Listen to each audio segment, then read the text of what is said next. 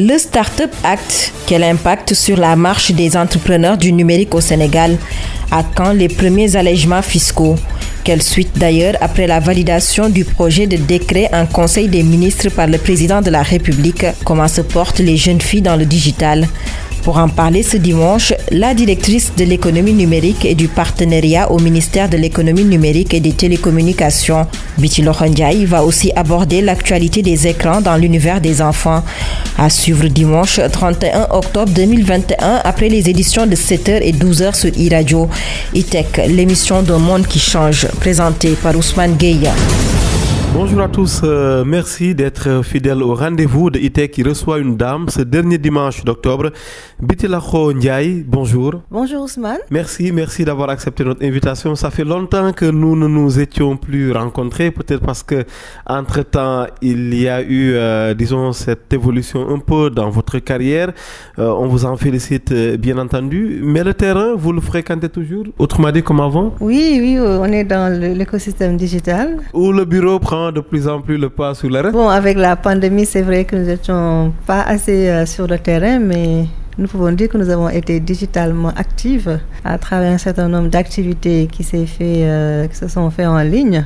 Et maintenant, heureusement, avec la baisse de la pandémie, nous reprenons nos activités en présentiel. Inch'Allah, on espère évidemment que ça va évoluer et qu'un jour, on oubliera ce terrible coronavirus. Sociologue de formation avec 16 ans d'expérience dans l'administration publique, vous avez occupé successivement, comme le précise votre biographie, le poste de directrice de la communication du ministère de l'Information, de conseillère technique en genre au ministère chargé de l'économie numérique, avant d'assumer aujourd'hui la fonction de directrice de la promotion de l'économie numérique et du partenariat. 3 fois directrice donc. À ce titre, vous êtes chargée d'assurer la coordination des différentes activités et initiatives de promotion de l'économie numérique, de leur apporter le soutien et l'appui nécessaire à leur mise en œuvre et leur pérennisation, d'accompagner la diffusion du numérique sur tout le territoire national. Grosse préoccupation avec bien entendu l'atelier national qui arrive au mois de décembre qui va porter sur l'aménagement numérique du territoire ainsi que l'intégration dans tous les secteurs d'activité prioritaires, secteur producteur des TIC, secteur usager, particuliers et ménages, d'élaborer et de mettre en œuvre un plan de promotion des projets et programmes initiés par le ministère dans le domaine de l'économie numérique. Je vous prends au mot pour ne pas dire à la mission.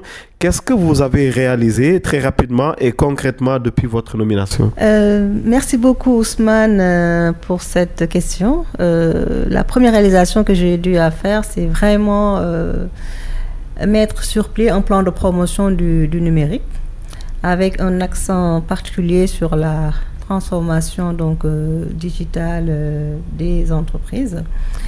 Et nous avons également fait un focus sur le développement de l'entrepreneuriat numérique. Et depuis lors, donc, nous sommes en train de mener des activités dans ce sens, notamment des renforcements de capacités.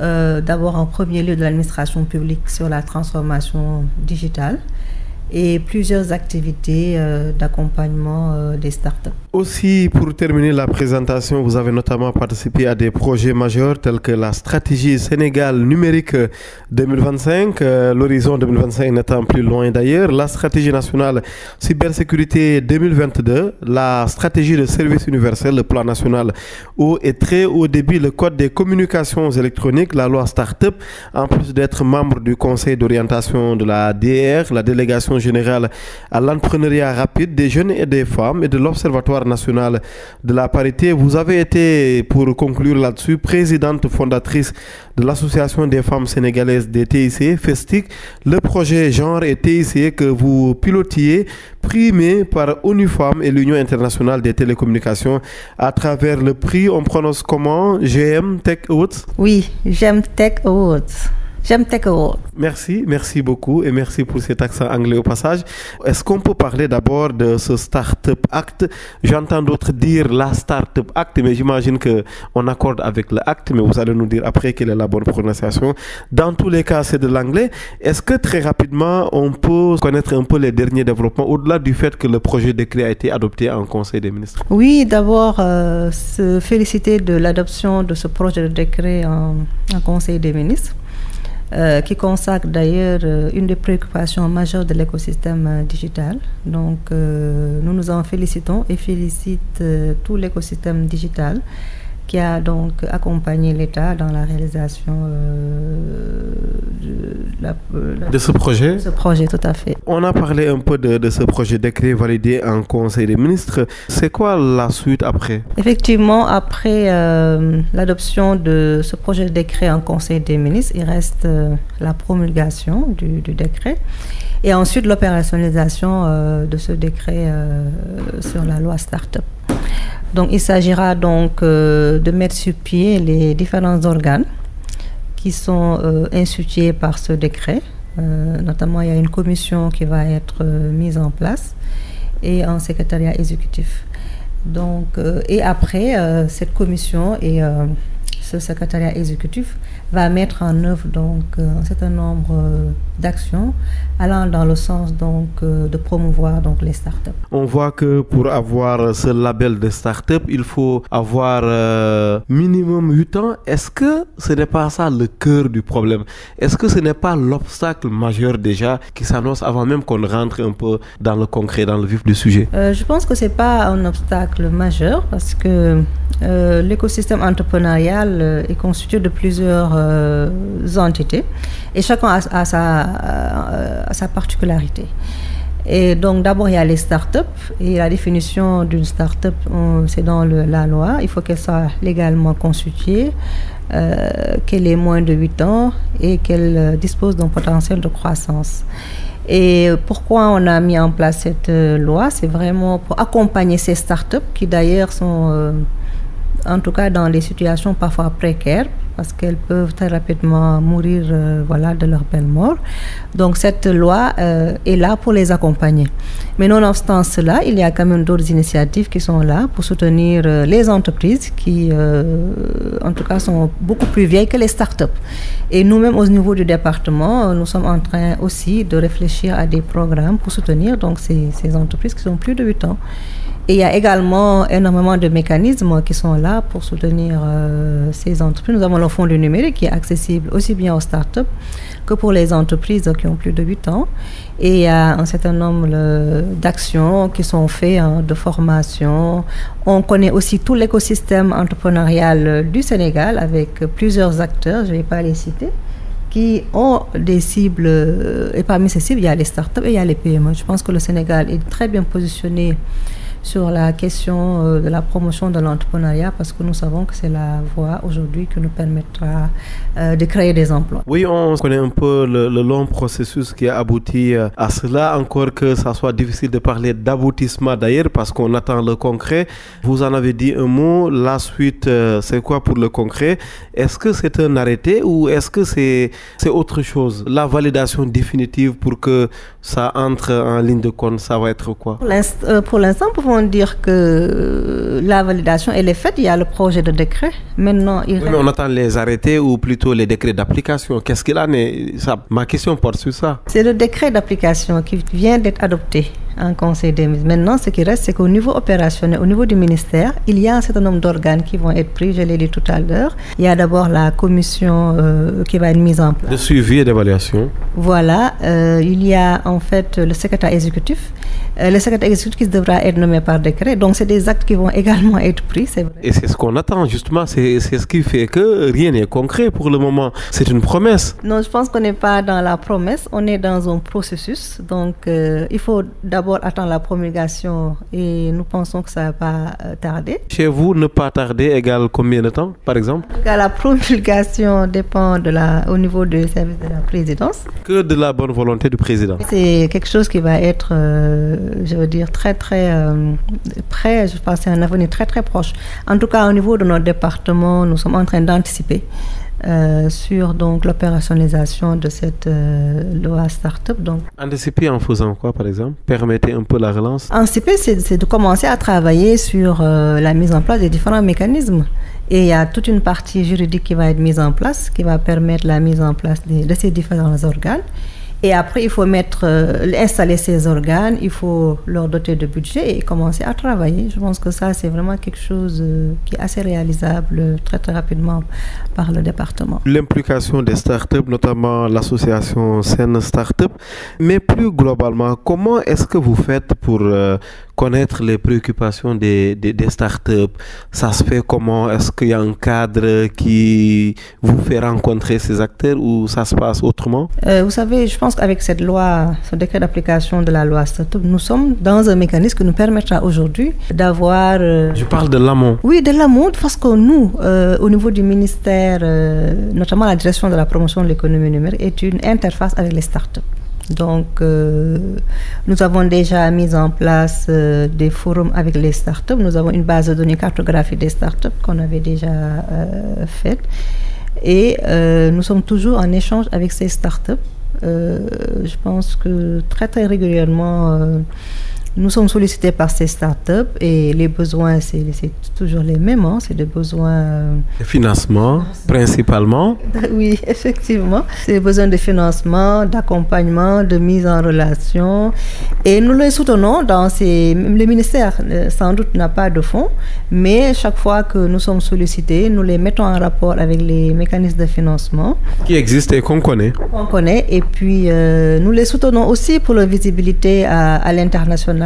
Comment, mais ce serait bien d'ailleurs, comme on le fait ailleurs, que le ministre de l'économie numérique du Sénégal, tout comme le président, voyage avec des acteurs économiques pour ce qui est de votre cas, que le ministre ou le ministère parte par exemple avec nos champions nationaux. Mais hélas, peut-être ça ne se fait pas. Pourquoi? Manque d'inspiration? Non, ça se fait. Je pense qu'il y a eu le Vivatech passé, le président était parti. Mais on ne parle pas de ces événements, on parle d'autres rendez-vous, par exemple des voyages officiels d'un président, d'un ministre. C'est des choses tout à fait faisables. Hein. Ça, je pense que c'est des choses tout à fait faisables. C'est pas vraiment du rêve. Hein. Et je pense que nous, même dans notre plan de promotion du numérique que nous avons validé récemment... C'est dedans. Donc, start-up, attendez-vous à être invité par Biti Lokhondia et son ministère. Ça, c'est dans nos projections, c'est dans nos plans véritablement pour apporter de la visibilité et ouvrir des marchés aux startups. Nous avons prévu. D'ailleurs, il y a des événements majeurs qui vont se dérouler d'ici la fin de l'année et il est prévu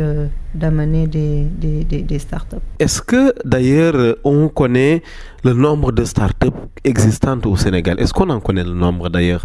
Pour dire vrai, nous n'en connaissons pas le nombre. Et c'est vrai qu'on a eu une cartographie qui a été faite, mais qui n'a pas été assez exhaustive. Et actualisée aussi, parce qu'entre-temps, sûrement, ça évolue. Oui, et c'est à actualiser. Et aussi, l'opérationnalisation quand même de cette loi Startup permettra d'avoir ces données, parce qu'il y aura une plateforme qui sera mise en place et toutes les startups pourront donc s'enregistrer et du coup on aura les informations à jour sur cette question. Qu'en est-il du financement des startups du numérique? Justement, je parle un peu du côté présidentiel avec ce forum du numérique que le président organise, je pense, annuellement à Diamniadio.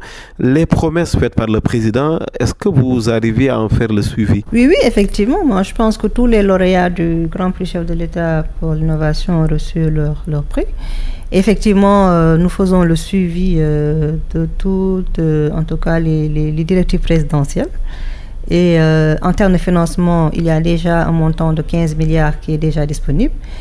Sans compter également qu'avec l'opérationnalisation de la loi Startup, il y aura un nouveau fonds, en tout cas pour les startups, et avec en tout cas une connotation assez innovante, avec une meilleure implication également du secteur privé dans le financement de ces startups, en ajoutant effectivement tout l'écosystème de financement de l'entrepreneur au Sénégal. Il n'y a pas que le fonds du numérique, il y a plusieurs instruments qui sont mis en place et opérationnels. Nous avons le fonds GIP, le fonds 6, nous avons l'ANPEJ, la DPE, mais il y a énormément de structures, les organismes de microfinance qui sont là et il s'agira à chaque fois que de besoin, si la demande est là, de pouvoir aider en tout cas nos startups à pouvoir bénéficier de tous ces mécanismes de financement qui sont déjà mis en place, opérationnels par le gouvernement. Oui, et quelle est la promotion que vous feriez ou que vous faites aux nouvelles tendances un peu du moment? On parle de l'IoT, on parle de Big Data, parce que selon certains observateurs, au Sénégal c'est très bien, on est dans l'innovation, mais d'ici quelques temps on va être oublié parce que la vague va tellement nous engloutir? Bon, je ne pense pas que la vague va nous engloutir. Le Sénégal a été toujours au-devant des innovations aussi. Hein. Nous avons vu même avec le Forum du numérique, le Grand Prix du chef de l'État pour l'innovation, les projets innovants qui touchent ces différentes composantes qui ont été présentés par nos jeunes innovateurs. Maintenant, nous, ce que nous pensons d'ailleurs qui est inscrit dans la SN 2025 concernant tout ce qui est IoT et Big Data, intelligence artificielle, c'est de mettre en place une stratégie de promotion donc, de ces technologies-là. Et dans ce sens également, il faudra essayer aussi d'élaborer un cadre réglementaire approprié par rapport à ces initiatives IoT, Big Data, intelligence artificielle. Et aussi faire une cartographie de ces initiatives qui existent et pouvoir donc les accompagner et les renforcer. Mais je pense que la meilleure formule pour nous, c'est de développer une stratégie de technologie, stratégie de promotion de technologies innovantes. Et ça, c'est inscrit dans notre SN 2025 et nous y travaillons. Oui, en parlant d'anticipation, je ne parlais pas des startups, mais de vous, par exemple, les autorités publiques, gouvernementales, étatiques, parce que l'impression qu'on a, même si vous allez me dire que ça se justifie pleinement, c'est que les startups vous devancent toujours. On ne va pas dire que les startups nous devancent, parce qu'on parle d'écosystème écosystème numérique. Et dans cet écosystème numérique, il y a l'État, il y a les startups, il y a les partenaires qui s'intéressent. Les startups indiquent la marche et vous suivez, c'est ça en fait. C'est le constat. Oui, nous pouvons dire qu'on est ensemble dans cette dynamique d'innovation. On est ensemble avec l'écosystème. Et nous, on est là, le ministère et tous les partenaires sont là pour promouvoir l'innovation. Et je pense que l'État du Sénégal a beaucoup contribué à rendre visible ces startups et même à impulser la création de ces startups. Est-ce que d'ailleurs vous comprenez, est-ce que d'ailleurs les politiques comprennent quand les startups leur parlent de big data, leur parlent de nouvelles tendances, d'IoT? Est-ce que sérieusement les politiques comprennent déjà? Est-ce qu'ils comprennent? Est-ce qu'ils s'y retrouvent un peu dans ce vocabulaire? Bien sûr. Au sein de l'État, il y a la veille technologique.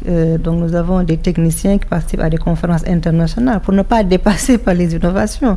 Donc nous sommes tout à fait à l'aise sur ces concepts et préparés en tout cas à accepter en tout cas tout ce qui va arriver dans ce domaine-là et accompagner au niveau, s'il le faut, juridique, technique et financier, le développement de ces belles initiatives. Biti Lokhondia est directrice de la promotion de l'économie numérique au ministère du même nom pour le compte du Sénégal et notre invité ce dimanche, ce dernier dimanche du mois d'octobre sur e-radio. On poursuit un peu avec certainement une thématique qui vous est très très chère, c'est l'entrepreneuriat. Pendant de longues années, vous avez accompagné les jeunes filles dans les TIC, c'était d'ailleurs le concept pour le citer. Actuellement, l'entrepreneuriat numérique globalement, parce qu'on parle des startups, autrement dit, on est toujours au cœur du sujet. La semaine mondiale qui se prépare, quelles sont peut-être les innovations de cette année? Je pense qu'effectivement, nous aussi, on se positionne sur l'organisation de la semaine du numérique. Je pense que semaine de l'entrepreneuriat. Et je pense que dans les prochains jours, nous allons vous communiquer le programme que nous voulons mettre sur pied à l'occasion de cette semaine. Oui, et depuis le temps que le Sénégal organise cet événement, on a envie de dire qu'est-ce qui a changé? Oui, il y a quand même beaucoup de choses qui a changé. Il y a déjà cette excellente loi qui est la loi pour la promotion de la start-up. Pendant plusieurs années, les startups réclamaient un fonds et heureusement, le président a consenti à mettre 15 milliards et il y a des projections pour augmenter ce financement. Il y a eu beaucoup de réclamations sur toutes les questions liées à la fiscalité. Et je pense qu'il y a beaucoup d'avancées également sur ces questions. Donc, si nous faisons un rétroviseur, on regarde avant et on regarde maintenant, on peut s'enorgueillir de dire qu'on a quand même avancé sur un certain nombre de préoccupations qu'avaient formulées nos entrepreneurs du numérique. Et pour ce qui est de nos femmes, des femmes dans l'entrepreneuriat numérique? Oui, effectivement, on est très très fiers de voir l'évolution de ces femmes dans l'entrepreneuriat numérique. Déjà, si nous voyons le trio qui avait remporté le Grand Prix du chef de l'État pour l'innovation, nous avions eu 2 dames et voilà, et des dames qui ont bien entendu bénéficié de nos programmes d'accompagnement pour la promotion des femmes dans le domaine du numérique. Nous avons vu également une sorte de d'intégration des questions de femmes et de numérique dans plusieurs initiatives du secteur privé. On était fiers de voir tout ce qui, je ne vais pas faire la publicité, les opérateurs aujourd'hui qui ont tous des prix pour les femmes. Et on a vu également que les partenaires au développement, dans leur programme de promotion du numérique, intègrent les questions de genre. Au niveau également de tous les mécanismes de financement pour les femmes, pour le numérique, on voit une place prépondérante qui est accordée donc à la gente féminine.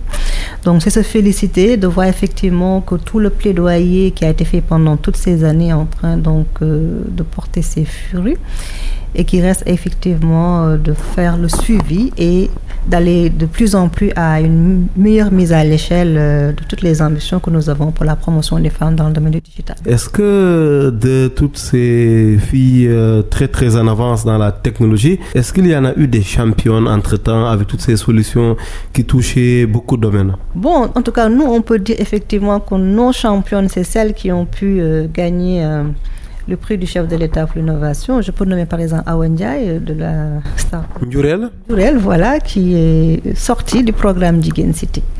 Donc on peut... Et on rappelle, pardon, que c'est lié à la santé de la reproduction. Tout à fait, tout à fait. Donc on était vraiment, nous sommes vraiment très fiers de voir effectivement que dans ce palmarès-là, qu'il y a une Jigéen City. Mais après tout, qu'est-ce que Njurel devient, au-delà peut-être de la gloire présidentielle, entre guillemets, qu'est-ce que ça devient d'un point de vue impactant pour nos femmes, notamment en milieu rural? C'est ça aussi la vraie question derrière. Oui, effectivement, Njurel est en train de se déployer avec le soutien de plusieurs partenaires, notamment ONU Femmes. Donc, nous avons fait le suivi et elle est en train d'être soutenue par ONU Femmes, qui l'intègre en tout cas dans son programme lié à la santé maternelle infantile. Donc sur ce plan-là, les solutions sont en train de déployer et elle est en train en tout cas de mettre en œuvre le projet avec les bénéficiaires qu'elle avait ciblés. Peut-on se permettre d'avancer que tous ces jeunes ayant bénéficié du prix du chef de l'État sont plutôt en milieu urbain? Est-ce qu'on peut le dire? Pas forcément, parce que déjà la start-up Njurel, elle est dans le domaine rural. Et elle est implantée là-bas. Est-ce que les acteurs vivent en milieu rural? C'est important. Non, je veux dire que ces cibles sont aussi en milieu rural, aussi bien en milieu urbain. Et nous avons aussi celle qui avait gagné le prix de la femme digitale Mbourou, qui est en train également de se déployer un peu au niveau des localités rurales, avec également des partenaires au développement. Le grand prix du chef de l'État, Tolbi, qui est une solution dans le domaine de la... Qui ne peut être que dans le monde rural. Voilà. Oui, mais l'autre question en fait à faire ressortir ici, c'est que tous ces acteurs qui remportent ces prix, j'ai l'impression qu'ils évoluent en milieu urbain. C'est pourquoi ils arrivent à capter toutes ces belles opportunités. Qu'en est-il de ces acteurs, de nos élèves brillants, mais qui peut-être n'ont pas la chance de monter sur Dakar et qui restent dans le monde rural? Quel traitement aussi digital, numérique pour cette couche un peu de notre population? Oui, effectivement, je pense que de plus en plus, d'ailleurs avec sous le leadership du ministre actuel du numérique, Yankhoba Diattara, voilà, qui en tout cas lui se positionne sur la territorialisation des politiques publiques du numérique. Donc je pense que de plus en plus dans les prochains jours, nous allons beaucoup plus nous déployer en milieu rural. Donc, généralement, tous les projets qui ont été présentés ont reçu des instructions pour se déployer en zone rurale. Je pense qu'on a de nouveaux projets comme le Living Lab qui est piloté par... l'EFD Sud, le Fonds de développement des services universels et télécoms. Nous avons aussi le projet de développement de l'entrepreneuriat numérique féminin qui se déploie aussi dans les zones rurales. Et je pense que vous avez tout à fait raison. Il faudra que nous efforcions davantage à territorialiser nos politiques publiques du numérique. Et je pense que dans les prochains jours, vous allez voir de visu cette volonté politique qui va se matérialiser. Avec notamment, on l'a dit en début d'émission, cet atelier national qui va porter sur l'aménagement numérique du territoire. Il y a territoire qui revient bien évidemment comme marqueur un peu du magistère du Thiessois, Yankhoba Diattara, Camara qui remplace à ce ministère l'autre Thiessoise Ndeye Kenya Diop. Biti Loxo Ndiaye, directrice de l'économie numérique au ministère du même nom, est notre invitée ce dimanche sur iRadio. Peut-être une dernière question avant d'aller à la pause sur les infos de ce dernier dimanche donc du mois. Actuellement, qu'est-ce que ça fait chez vous d'être quand même la directrice de l'économie numérique du Sénégal, d'être au cœur de cette innovation bouillonnante chez nos jeunes? En fait, c'est un honneur en tout cas d'avoir ce privilège de pouvoir participer d'abord au développement de notre pays. Donc c'est avec beaucoup d'humilité et en tout cas un honneur qui nous a été offert. Et nous travaillons sans relâche en tout cas à faire en sorte que la politique du président pour la transformation digitale du pays voit le jour. Donc le secteur numérique est un secteur, je veux dire, très très palpitant, très très valorisant, épanouissant. Et nous sommes toujours, en tout cas, très fiers de voir les évolutions de nos pays dans ce domaine, mais également, surtout de nos jeunes qui aujourd'hui font de belles choses et de belles innovations dans ce secteur. Une pause de 25 minutes et l'on se retrouve juste après.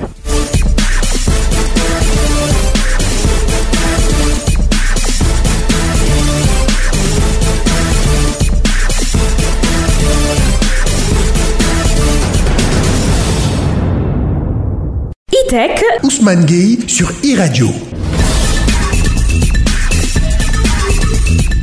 Biti Loxo Ndiaye, directrice de l'économie numérique au ministère de l'économie numérique et des télécommunications du Sénégal, est notre invitée ce dernier dimanche du mois d'octobre. Et après avoir fait un peu le tour de la question sur le Startup Act, on a parlé d'entrepreneuriat. Maintenant, plus concrètement, pour ce qui est des emplois actuellement, qu'est-ce qu'on peut en dire? Sinon, avant cela, peut-être parler des nouveaux défis de la révolution numérique, parce qu'on sait que le Sénégal est très en avance sur ces questions. Actuellement, si on devrait les parcourir un peu, ces nouveaux défis, ce serait quoi? Merci encore Ousmane.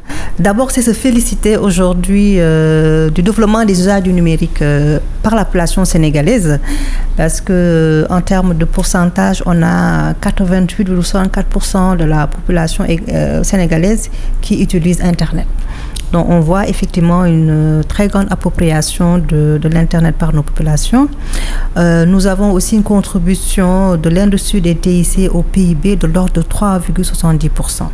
Et donc ces révolutions numériques au Sénégal donc, se matérialisent également par l'arrivée de nouveaux entrants, dont les MVNO et les FAI, et cela, bien entendu, a contribué à la création d'emplois. Nous nous félicitons également de tous les efforts qui sont en train d'être déployés pour garantir une meilleure connectivité du territoire sénégalais, notamment des zones blanches. Et ce qui a donc prévalu au repositionnement du FD Sud, qui est en train également de déployer de nouveaux projets pour connecter effectivement les zones blanches. Donc cette révolution numérique également s'accompagne par le développement de l'écosystème des startups. Nous nous félicitons, je l'ai dit tout à l'heure, de l'adoption du décret d'application des startups. Et nous espérons également que dans cette perspective de révolution numérique, que nous pouvons également profiter très prochainement de l'arrivée de la 5G. Oui, mais il ne faut pas espérer, vous êtes le ministère, les Sénégalais vous ont donné tous les moyens pour la réussite un peu de vos missions. Oui, c'est des perspectives, comme j'ai dit, nous nous projetons et je pense que la prudence administrative nous amènerait à dire, en attendant que tous les prérequis soient mis en place, que nous sommes toujours dans cette espérance, parce que c'est des choses aussi qui sont très bien positionnées au niveau de la stratégie nationale de développement de l'économie numérique. Oui, et pour ce qui est des défis, on sait qu'ils ne sont pas toujours heureux, de plus en plus vous êtes sûrement maman et nos enfants par exemple se connectent à Internet. Je sais que à travers votre département en charge de la confiance numérique, votre ministère prête une attention particulière à la problématique des enfants en ligne. Actuellement, oublions un peu la directrice de l'économie numérique. En tant que maman face un peu à la révolution, est-ce que vous êtes inquiète avec les enfants de plus en plus connectés? Et même parfois, comme nous le faisait remarquer d'ailleurs dernièrement le professeur Abdoulaye Cissé, ils sont presque oubliés, voire abandonnés aux écrans. Ça fait quoi chez la maman que vous êtes? Je pense qu'il ne faudrait pas aujourd'hui regarder le numérique comme un obstacle. Je pense que nos enfants sont nés avec la technologie. Et comme ils sont nés avec la technologie, c'est vraiment quelque chose sur lequel ils ne peuvent pas se soustraire. Ce qu'il faut faire, c'est véritablement mettre en place un cadre qui les protège. Et nous avons une stratégie nationale de cybersécurité, nous avons un plan d'action national de protection des enfants en ligne qui est en train d'être déroulé avec un panel de plusieurs acteurs, notamment les établissements scolaires, en tout cas. Et il y a une sensibilisation. D'ailleurs, on est dans octobre, le mois de la cybersécurité, et avec nos services, notamment la direction des TIC, beaucoup d'événements sont en train d'être faits pour vraiment donner des outils aussi bien aux enfants, aux parents, en tout cas à tous les acteurs identifiés dans cette problématique, de garantir une protection de nos enfants en ligne. Et ça, je pense que ça doit même être intégré dans les curricula de l'éducation, parce que le numérique, c'est vraiment maintenant quelque chose sur lequel personne ne peut soustraire. Donc la question de la protection des enfants en ligne doit être, je dois dire, parmi des modules à intégrer au niveau des curricula de l'éducation. Oui, et parlant d'éducation, de formation, quel pourrait être le rôle du département que vous dirigez au niveau du ministère de l'économie numérique?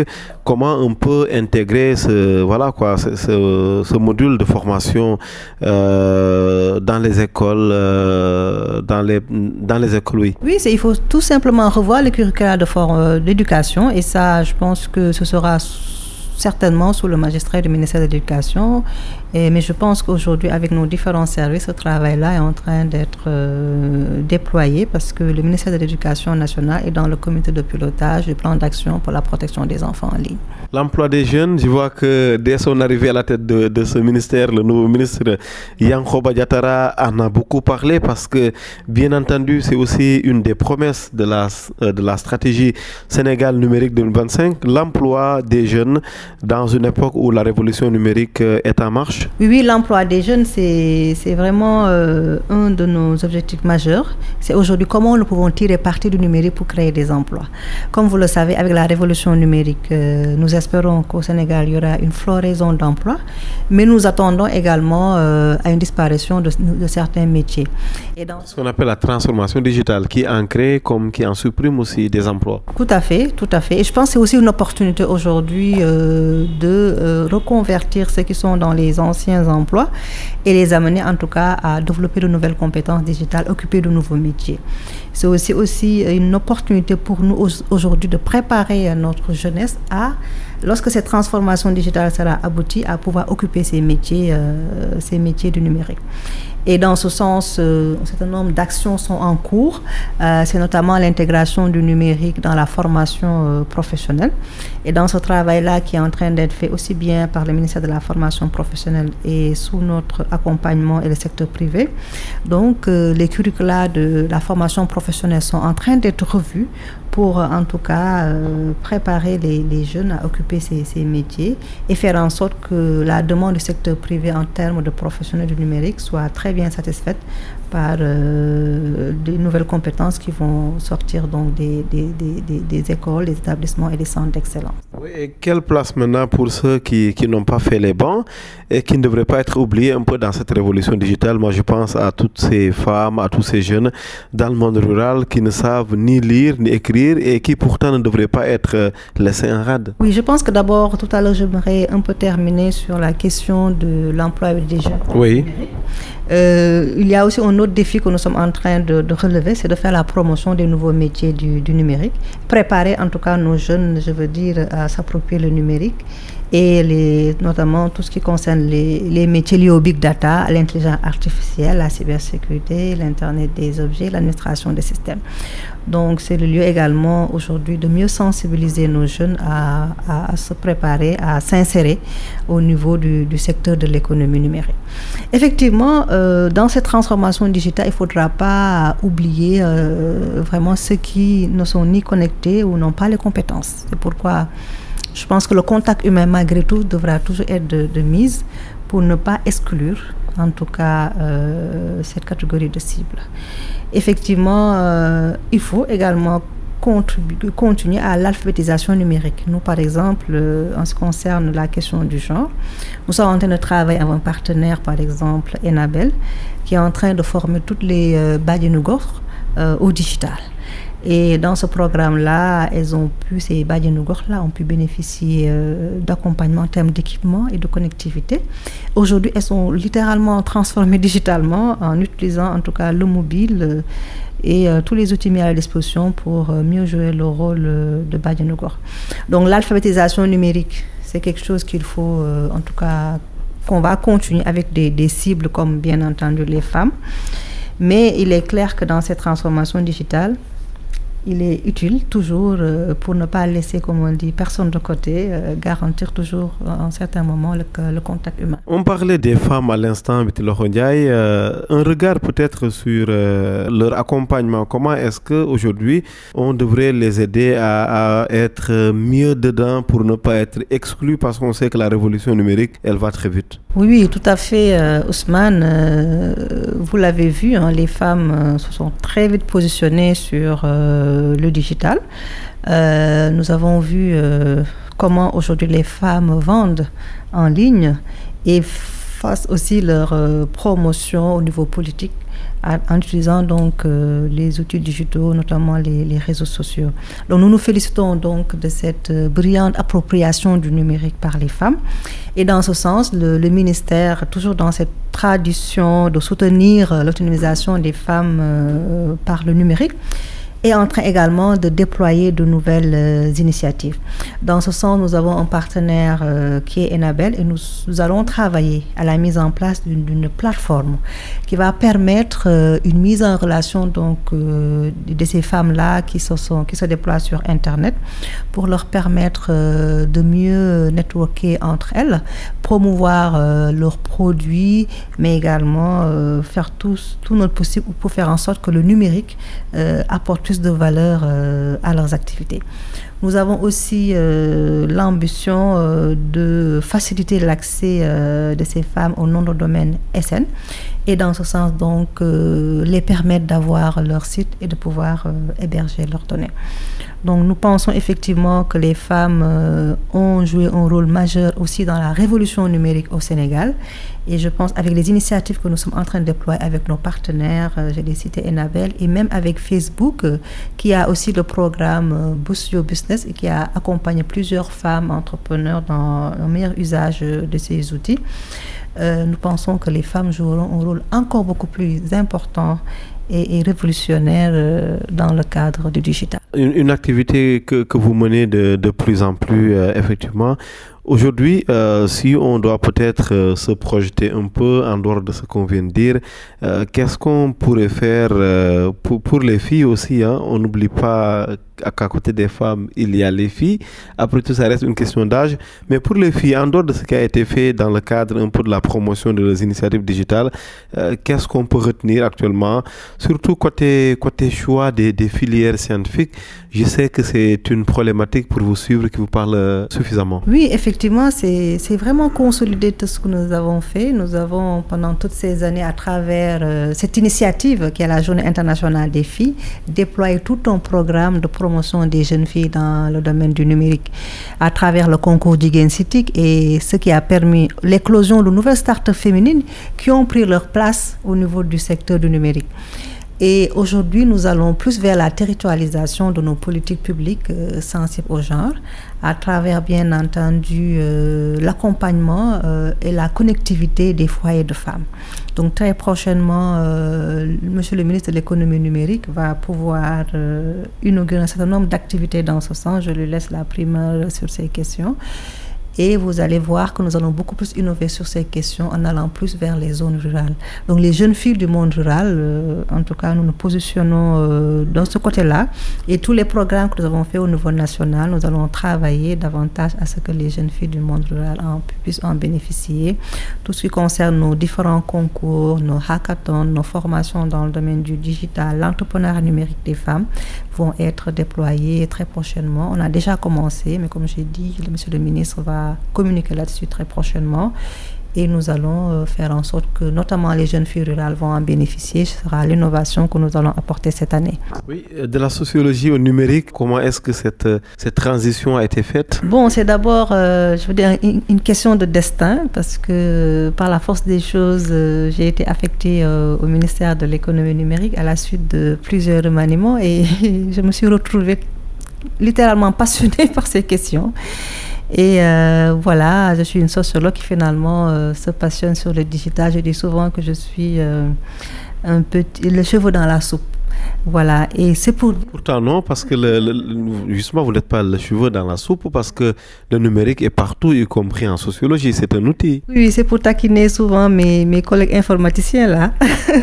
Donc de ce point de vue, c'est juste pour dire que le numérique est vraiment accessible à tout le monde. Quand on va parler de digital, on va dire peut-être c'est pour les informaticiens, ceux qui font les sciences, ceux qui ont fait mathématiques. Mais même nous, dans toutes nos promotions que nous avons fait pour les filles, on a vu des jeunes filles qui sont dans les séries L, qui ont pu faire des formations dans le domaine du digital. Moi, j'en suis un modèle, en tout cas un modèle. Je suis dans le domaine, j'ai fait les séries L et aujourd'hui, j'évolue dans le secteur du digital. Donc, ça veut dire que vraiment, c'est un secteur pour toutes les catégories de filières. Et effectivement, je pense que la seule chose qui permet d'évoluer dans le secteur, c'est d'abord la passion. Il faut avoir cette passion de ce secteur. Moi, c'est ce que j'ai eu. La soif d'apprendre, j'ai cherché à connaître, à en savoir davantage. Et aussi un secteur carrément ouvert, comme je l'ai dit, à toutes les potentialités. En tout cas, vous n'êtes pas la seule à apprendre dans ce secteur, avec même des ministres parfois qui n'ont pas le profil tout de suite, mais on voit très rapidement comment ils apprennent. C'est le cas aussi, je pense qu'on peut la nommer, de la présidente de la CDP. Partout aujourd'hui, que l'on soit de l'écosystème ou pas, il faut apprendre, c'est ça le maître mot? Oui, je pense on finit jamais d'apprendre. Je pense que la meilleure posture pour évoluer dans la vie, c'est d'avoir cette humilité et dire que tout ce que je sais, c'est que je ne sais rien. Donc on a toujours des choses à apprendre. Mais en même temps, c'est très facile parce qu'on est payé pour faire un travail pour lequel on est compétent. Oui, mais oui, on est payé pour ce pourquoi on est compétent. Mais dans tout ce qu'on fait, je pense que on apprend. Tout ce qu'on fait, ce qui fait la différence, c'est le leadership. Donc c'est la femme qui parle. Hein?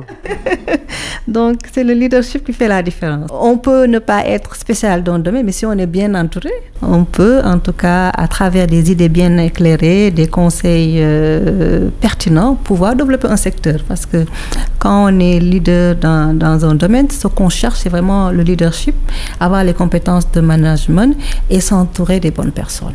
Je pense que c'est juste ça. Et maintenant, les questions techniques, il faut les donner à ceux qui les maîtrisent. Et lorsqu'il s'agira d'opérationnaliser, il faudra des leaders énergisants, des leaders motivés qui vont pouvoir faire prendre les décisions qu'il faut pour faire avancer le secteur. Et je pense que c'est notre rôle pour nous aujourd'hui qui ne sont pas du secteur, c'est d'apporter nos qualités humaines à ce secteur. Et je pense que depuis que je suis au sein du secteur, j'ai évolué en développant ces qualités humaines et ces valeurs, qui est le leadership, la persévérance et la soif de vouloir bien faire. Oui, Biti Lohonia, directrice de l'économie numérique du Sénégal, notre invitée ce dimanche sur iRadio. On peut terminer un peu sur quelques autres aspects de votre parcours. Je veux dire, en dehors du CV officiel, vous étiez quel type d'élève à l'école? Bon, à l'école, j'ai toujours été... Timide? Timide, c'est vrai, ça vous l'aurez vu, une timide qui se soigne. Donc très timide, mais aussi très studieuse, oui, très studieuse, mais également très engagée sur les activités de l'école. Je faisais associative aussi. Associative, une timide qui faisait du théâtre, qui faisait de la danse. Ah bon? Pour une timide? Tout à fait, tout à fait. Donc vraiment, c'était une fille carrément studieuse et qui avait de l'ambition à avancer. Et Dieu merci, avec l'accompagnement des parents et des personnes que j'ai en tout cas eu l'opportunité de rencontrer sur mon chemin, j'ai pu arriver là où je suis. Une enfance urbaine, citadine? Oui, une enfance urbaine, tout à fait, urbaine, bien sûr. Voilà, je viens de Thiès. Et villageoise, ça aurait changé un peu la donne, le parcours? Bon, je me dis qu'aujourd'hui, l'évolution, tout dépend de la motivation, qu'on soit aussi bien en zone rurale qu'en zone urbaine. Il s'agit d'avoir cette motivation à aller de l'avant, mais aussi d'avoir la chance de bénéficier en tout cas de conditions favorables pour évoluer. Et moi, j'ai eu la chance, et je pense avec d'autres personnes aussi, de bénéficier des conditions favorables qui vous permettent d'avancer. C'était quoi un peu les ambitions? Vous en avez parlé, les vôtres à l'époque, c'était quoi? Vous souhaiteriez devenir quoi exactement? Quand j'étais jeune, moi je voulais être ambassadeur. Donc j'ai toujours rêvé d'être ambassadeur, avoir une carrière internationale. Ça peut arriver? Oui, si ça fait part de mon destin, j'imagine. C'est possible. Oui, et les leaders de l'époque, c'était qui? Les leaders de l'époque auxquels on voudrait peut-être ressembler, c'était pas bien évidemment les Barack Obama, les Joe Biden, c'était pas les Kwame Nkrumah. À l'époque, c'était qui les leaders qui vous faisaient rêver à l'époque? Bon, moi, j'ai pas vu loin. Hein. Moi, la première femme qui m'avait inspirée, c'est Marie-Angélique Savané. Voilà, j'ai une fois eu la chance. L'épouse à Landing Savané? Voilà, j'ai eu la chance de l'écouter dans une émission. Et c'est d'ailleurs grâce à elle que j'ai fait la sociologie. Comme quoi, c'est bon de parler du CV hors circuit officiel. Voilà, c'est ça. Donc, celle qui m'a inspirée aujourd'hui à faire la sociologie, c'est Marie-Angélique Savané. Et j'ai eu la chance de la rencontrer d'ailleurs récemment. Et je lui ai dit, c'est grâce à vous que j'ai choisi la sociologie. Elle a dit, ah, voilà, nous aussi, nous impactons des destins. Voilà, et puis aussi, après aussi, j'ai pris, entre-temps, cette fibre féministe. Hein, et je l'ai eu au niveau des universités. Lesquelles d'ailleurs? L'université Cheikh Anta Diop de Dakar, j'ai eu à faire mon mémoire de maîtrise sur la représentation féminine dans les institutions politiques. Et quand je suis venue au ministère, j'ai eu la chance qu'on m'ait confié ce dossier qui correspondait à ma passion. Donc voilà. Parce qu'il était au cœur du CV, j'imagine, pour lequel vous avez été recruté. Bon, je suis un agent de l'État, donc, mais je ne sais pas, qu'est-ce qui a inspiré mes dirigeants à l'époque, mes supérieurs à me donner ce dossier-là, mais ils étaient bien inspirés parce qu'effectivement, j'étais très tôt passionnée par ces questions de femmes, d'abord par la représentation des femmes par les institutions politiques, et la place de la femme dans la société. Et fort heureusement, c'est à travers cette passion que j'ai pu me déployer dans le domaine de la promotion du genre au Sénégal. Oui, vous pensez d'ailleurs que la promotion de la femme, ça a évolué depuis? Oui, on a quand même beaucoup d'évolution. Il faut vraiment se féliciter de tout ce que le Sénégal a fait sur ces questions de genre, la loi sur la parité, la loi sur la nationalité, l'institutionnalisation du genre dans les politiques publiques, la budgétisation sensible au genre, tous ces fonds qui sont en train d'être mis en place pour financer les femmes, l'éducation des filles. Je pense que le Sénégal quand même est un véritable rôle modèle sur ces questions. Vraiment, c'est vrai qu'il y a quand même beaucoup de défis à relever dans le domaine de la question de l'équité et l'égalité de genre. De très grands défis, c'est sûr, hein, parce que nous avons un retard historique en tout cas rattrapé concernant les questions d'égalité. Mais il faut vraiment se féliciter de tout ce que nous avons pu faire. Et ce aussi grâce à la vision éclairée de leaders politiques. Nous pouvons citer entre autres le président Macky Sall et autres. On resserre l'angle un peu pour terminer, 2 minutes sur la place des femmes dans le numérique. Bon, moi ce que j'ai vu, c'est que les femmes évoluent très facilement dans le domaine du digital. Ça, je sais pas, je pense que les femmes ont des prérequis pour évoluer dans le domaine digital. Peut-être dans certaines compétences, tout ce qui est marketing digital, communication. Nous savons tous que les femmes sont à l'aise dans tout ce qui est communication, etc. Donc, en ce moment, nous sommes en train de déployer la stratégie SN 2025. Ce qu'il faut, c'est du leadership. Et les femmes aussi ont beaucoup de leadership. Ont beaucoup de l'entre-genre. Il y a également des compétences humaines que les femmes ont.